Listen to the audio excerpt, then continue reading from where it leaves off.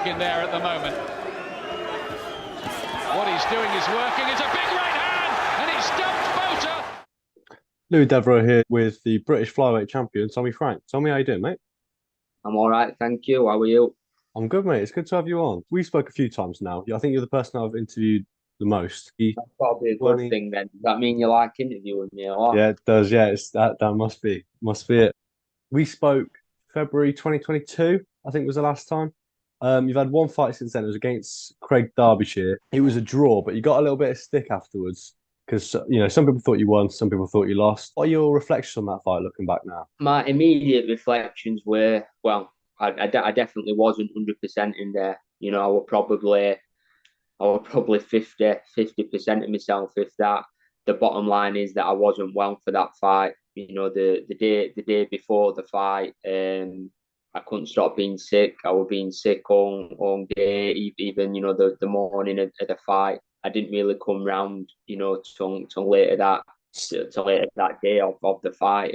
I basically took it out of my team's hands, and they didn't know anything about it. Obviously, looking back, you can't play around in boxing. You can't play around with your health.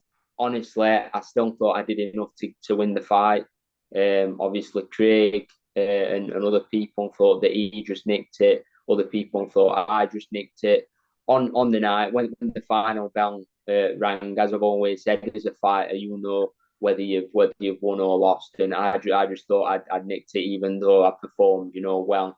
Under par. The judge's decision is out of my hands, and yeah, I had a lot of stick after that fight, but at the end of the day, whether you're a Craig Derbyshire fan or not, well, if you think he won the fight, fair enough, but it's not my fault, is it? It's not my fault that the fight got called a draw.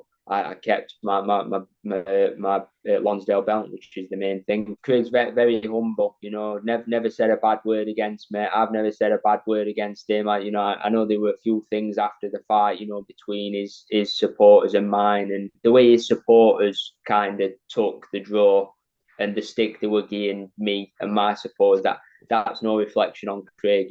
Craig were like a gentleman after the fight, so. And I wish him all the best. The next fight is Jay Harris, and I'm 100% focused on that. That was my next question, actually. You mentioned there, Jay Harris. How are you feeling ahead of that fight? It's next month, isn't it? Yeah, next month. Yeah, March 10th. It's been such a long time coming. We've both known that we're fighting each other for a long time, and it's took a while to finally get a date on for this fight. Just excited, everything's been going great in training. I'm going to Fortaventura tomorrow morning for my last week's training out there, so that I'm looking forward to that. Get some good training done out there, and get a bit of sun as well. I think it's a big domestic fight, like a good old fashioned British title fight, and it's landed at the iconic York Hall as well, which is another box ticked. It's for your British title as well. And if you win this one, it's another step closer to winning that title outright. How much would that mean to you?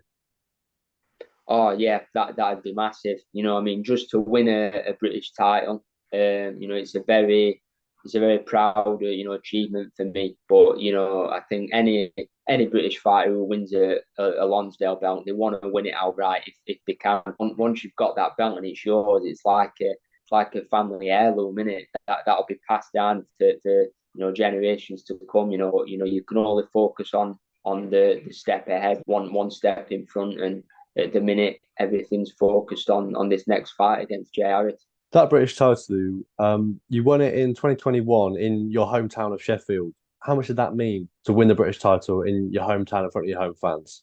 Yeah, it meant a lot, to be honest, for a few reasons. I'd say, because I'd been in for the British title. They've been trying to make the fight for the British title for quite a while before that, and for reasons again that weren't down to me. The fight just weren't happening. I lost two on the bounce as well.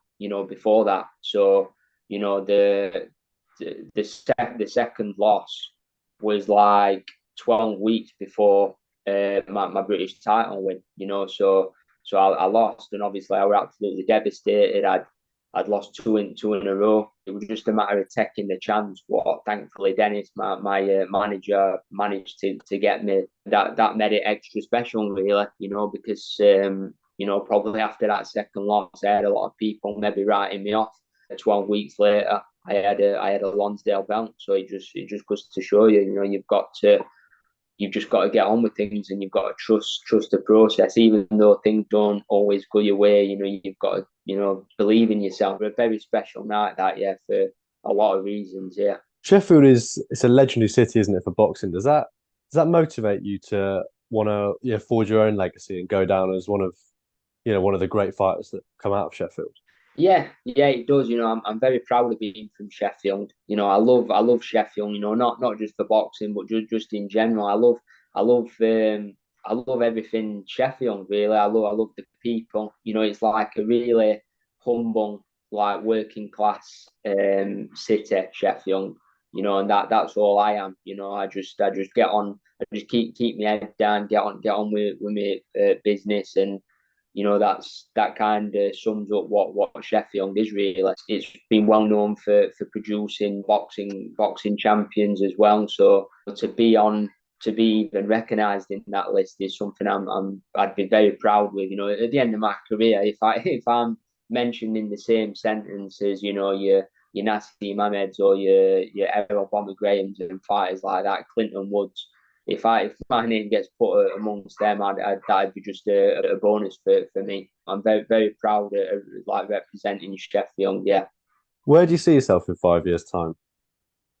in 5 years' time, do you know what? If I hope I'm still boxing. I'll be so in 5 years I'll be like 34. Do you know what I mean? So I'll probably be coming to the end of my career. But if I'm still having these fights, and I'm still boxing. So I love boxing. Boxing's my life. It's all I do. All I do is train. I'm not going to put a mark on it and say I want to be a world champion. I want to be this. I want to be that. I want to have achieved this by then.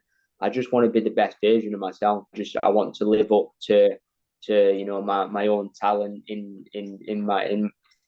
within me, and just kind of just fulfill my potential. No matter what, then I think if you've done that, even if you haven't achieved the ultimate dream, you can say, look, I did my best. You're probably bored of answering this question now because I ask it at the end of all my interviews.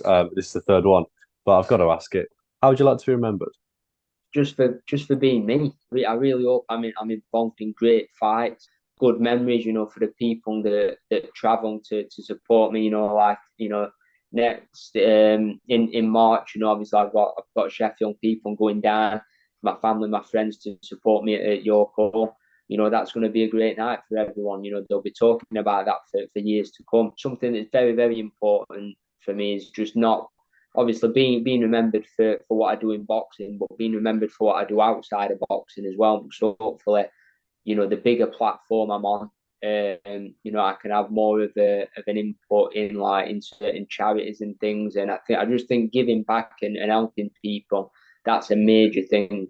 I'd put that in front of self gain and like making money and everything like that. If you can get yourself in a on the on a big enough platform to help people and give back, I think that should be number one. Ultimately, that's what you are going to be remembered for. When your time's up, all you're going to be remembered for is what you did for other people, and the kind of person you are. I'd like to help a lot of people. That's what I'd like to be remembered for. Yeah.